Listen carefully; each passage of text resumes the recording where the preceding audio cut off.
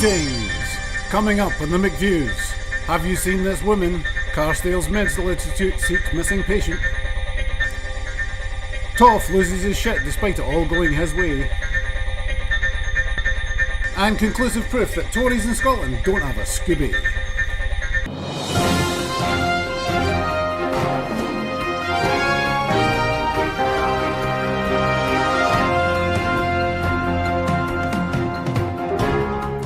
Hello and welcome to the McVews. Ruth Davidson has suffered a mental breakdown during a lecture in Edinburgh. Audience members at the David Hume Institute first became concerned when Ms Davidson said the SNP can expect a fratricidal conflict if they don't encourage Scots to get back in their box and shut it. But the confused onlookers were forced to call for the men in white coats when she tried to get them all chanting "No surrender." A spokesman for Polish Scotland confirmed officers had arrived at the David Hume Institute on Tuesday evening to find a female standing on a chair and singing the sash.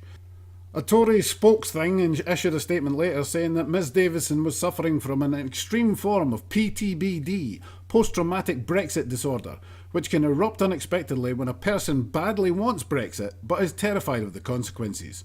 She's now recovering comfortably in a padded cell. Health experts have warned that Nigel Farage is in desperate need of sexual release after he was still annoyed despite getting it all his own way. After Westminster voted to back the bill which will trigger Article 50, Mr Farage accused 114 MPs of being enemies of democracy for exercising their democratic right to vote against something based on the wishes of their constituents who had democratically elected them. Tommy Shepherd, SNP MP for Edinburgh East, tried to comment but was buckled into laughing after Alex Salmon shouted, "Oi Theresa, go and gie him a gobble." May have happened. Murdo Fraser provided further evidence to Holyrood that the Conservatives in Scotland don't have the slightest clue what they're talking about.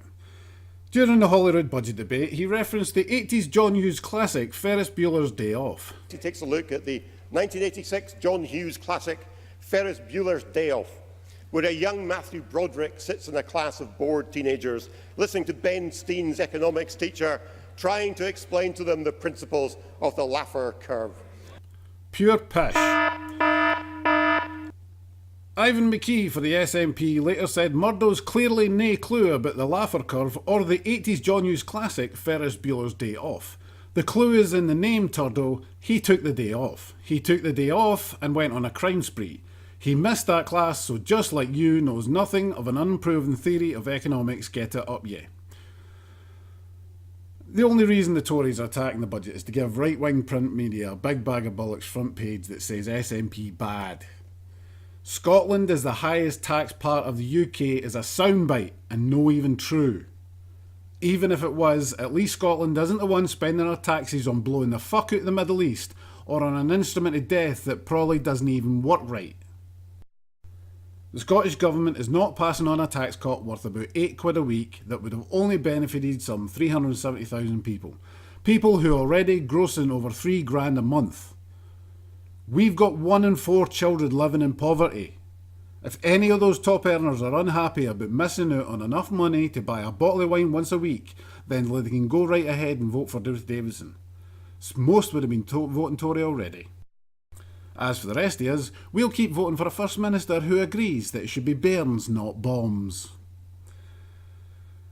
Well, it leaves us just enough time to check the weather. The Met Office has issued a yellow "Be aware of bullshit" warning in all newsagents across Scotland, although this should mostly affect areas of low compassion. Temperatures in these places will be pure raging, whilst the rest of Scotland will be pretty cool. That's all from us here, so until next time, be pure dead brilliant. See, I'm not sure they get it when I went, because the eye doesn't really shut, so